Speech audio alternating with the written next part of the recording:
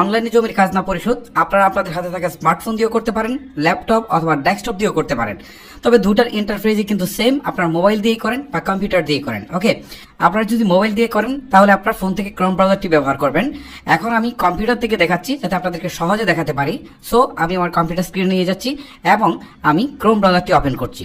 তবে একটা কথা আবারও বলে দিচ্ছি, আপনার মোবাইলের ক্রোম ব্রাউজার এবং কম্পিউটারের ক্রোম ব্রাউজার সেম কাজ করবে কিন্তু। ওকে, আপনাদেরকে দেখানোর সুবিধার্থে আমি কম্পিউটার থেকে দেখাচ্ছি। শুরুতেই আপনি ldtax.gov.bd এই ওয়েবসাইটটিতে চলে আসবেন। এখন অনেকে দেখবেন পেমেন্ট করুন এই অপশনের সাহায্যে খুব সহজেই খাজনা প্রদান করতে। মূলত এই অপশনটি দিয়ে আপনি সহজে খাজনা প্রদান করতে পারলেও খাজনার রসিদ বা দাখিলা আনার জন্য আপনাকে ভূমি অফিসে যেতে হবে। সো এই বাড়তি ঝামেলা নেওয়ার একদমই দরকার নেই। আপনি সরাসরি নাগরিক কর্নারে ক্লিক করে দিবেন। শুরুতেই নাগরিক নিবন্ধন করবেন।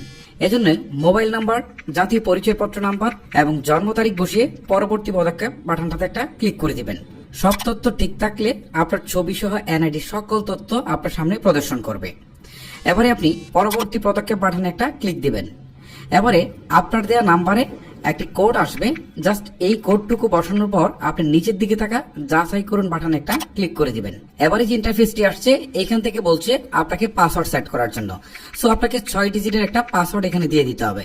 আর এখানে যে পাসওয়ার্ডটা দিবেন সেম পাসওয়ার্ডটা আপনি নিচে বসিয়ে দিয়ে সংরক্ষণ বাটনে একটা ক্লিক করে দিবেন। এখন যে ইন্টারফেসটা আসছে এখান থেকে উপরের দিকে দেখাচ্ছে প্রোফাইল অগ্রগতি 60%। সো এটাকে 100% করতে হবে। ওকে, প্রোফাইল কমপ্লিট করার জন্য আমরা খতিয়ানে ক্লিক দিই। এখন বলছি খতিয়ান যুক্ত করুন। এখন এখান থেকে আপনি বিভাগ সিলেক্ট করবেন, এরপর আপনাকে জেলা সিলেক্ট করতে হবে, তারপর উপজেলা বা সার্কেল সিলেক্ট করবেন, তারপর এখান থেকে মৌজা সিলেক্ট করবেন, তারপর হচ্ছে খতিয়ানের নাম্বার দিবেন, তারপর আপনি হোল্ডিং নাম্বার দিবেন। যদি আপনার কাছে হোল্ডিং নাম্বার না থাকে তাহলে না দিলেও সমস্যা নেই। সাধারণত হোল্ডিং নাম্বার আপনি যদি আগে কাজ না দিয়ে থাকেন তাহলে সেই কাজ না রসিদে কিন্তু আপনি হোল্ডিং নাম্বারটা পেয়ে যাবেন।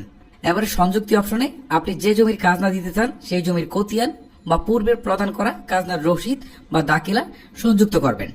সাধারণত খতিয়ান বা দাখিলার ছবি পূর্বে থেকে মোবাইল দিয়ে তুলে রাখবেন। এবারে আপনি চুজ ফাইল বাটনে একটা ক্লিক করার পর আপনার যেখানে ফাইলটা রয়েছে সেখান থেকে আপনার ফাইলটাকে সংযুক্ত করে দিতে হবে। তবে একটা কথা বলে রাখি, ফাইলের সাইজ কিন্তু 1 MBর বেশি হলে নিবে না। তারপর আপনি মালিকের ধরন নির্বাচনের ক্ষেত্রে যদি জমির মালিক আপনি নিজে হন তাহলে নিজ সিলেক্ট করবেন, আর যদি উত্তরাধিকারী সূত্রে আপনি জমি পেয়ে থাকেন তাহলে উত্তরাধিকার সিলেক্ট করে নিচের দিকে থাকা সংরক্ষণ বাটনে একটা ক্লিক করে দিবেন। এবারে যে ইন্টারফেসটি আসবে এখান থেকে আপনি দেখতে পারবেন অপেক্ষমান নামে একটি অপশন রয়েছে। সাধারণত আপনার খতিয়ান বা দাখিলা যাচাই করার জন্য যখন আপনারা এটাকে সংযুক্ত করেন তারপর ভূমি অফিস আপনার এই খতিয়ান বা দাখিলা যাচাই করার জন্য কয়দিন সময় নেয়।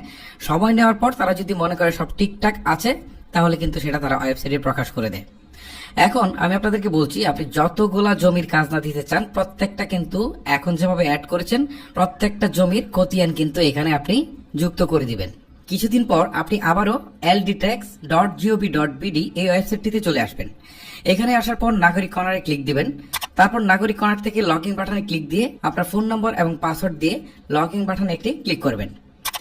এখন যে ইন্টারফেসটা আসবে এখান থেকে যদি আপনার প্রোফাইল 100% কমপ্লিট না দেখায় তাহলে আপনাকে প্রোফাইল অপশনে ক্লিক দেওয়ার পর এখান থেকে আপনার বর্তমান ঠিকানা, ইমেল আইডি দিলে আপনার প্রোফাইলটা কিন্তু 100% কমপ্লিট হয়ে যাবে। ওকে, এবারে আপনি খাজনা দেওয়ার জন্য হোল্ডিং বাটনে একটা ক্লিক করবেন। এবারে আপনি স্ট্যাটাসের জায়গায় দেখবেন যে অনুমোদিত। যদি দেখেন যে আমার আগের অবস্থায় রয়েছে তাহলে আপনাকে আরো কিছুদিন অপেক্ষা করতে হবে। আর ঠিক আমার মতো যদি এরকম অনুমোদিত আসে তাহলে আপনি কিন্তু খাজনা দিতে পারবেন। সো এখন আপনি খাজনা দেওয়ার জন্য বিস্তারিত বাটনে ক্লিক করবেন। এখন এখান থেকে জমির খাজনার বিস্তারিত পরিস্থিতি দেখাবে, যেমন সর্বশেষ কর প্রদানের বছর, কত টাকা বকেয়া রয়েছে, কত টাকা কর পরিশোধ করতে হবে, মানে সবকিছুই কিন্তু এখান থেকে দেখাবে। এবারে আপনি অনলাইন পেমেন্ট বাটনে ক্লিক করবেন। এবারে আপনার সামনে অনেকগুলো মাধ্যম আসবে যে মাধ্যমে আপনি টাকা পরিশোধ করতে পারেন। ঠিক আছে, এখান থেকে ধরেন আমি বিকাশে পরিশোধ করব। সো আমি বিকাশের উপর একটা ক্লিক করছি। এবারে পরিশোধযোগ্য টাকার পরিমাণ এখান থেকে দেখাবে। এখন আপনি ই পেমেন্টে একটা ক্লিক করবেন। এখন এখান থেকে আপনার বিকাশ নাম্বারটা দিয়ে কনফার্ম বাটনে একটা ক্লিক করবেন। এখন আপনার বিকাশের সিমে যে কোডটি যাবে সেই কোডটি এখানে বসিয়ে কনফার্ম বাটনে একটা ক্লিক করবেন। এখন বিকাশের পাসওয়ার্ড চাইবে। সো আপনি বিকাশের পাসওয়ার্ড দেওয়ার পর কনফার্ম বাটনে ক্লিক করবেন। এখন দেখেন দেখাচ্ছে বিকাশ অ্যাকাউন্ট ভেরিফিকেশন সাকসেসফুল। এখন আমাদেরকে কিছু সময় অপেক্ষা করতে হবে। এখন দেখেন উপরের দিকে একটা মেসেজ আসছে, আর এই মেসেজে বলছে অভিনন্দন, কর প্রদান করা হয়েছে। আগামী 72 ঘন্টার মধ্যে দাখিলাটি অনুমোদিত হবে। অনুমোদিত হলে দাখিলাটি সংগ্রহ করতে পারবেন। সো 72 ঘন্টার মধ্যে দাখিলাটি চলে আসলে আপনি ওয়েবসাইটে এসে দাখিলা মেনুতে ক্লিক করলে এখান থেকে রসিদটি দেখতে পারবেন। এবারে আপনি এখানে ক্লিক করে এটিকে সেভ করে রেখে দিবেন।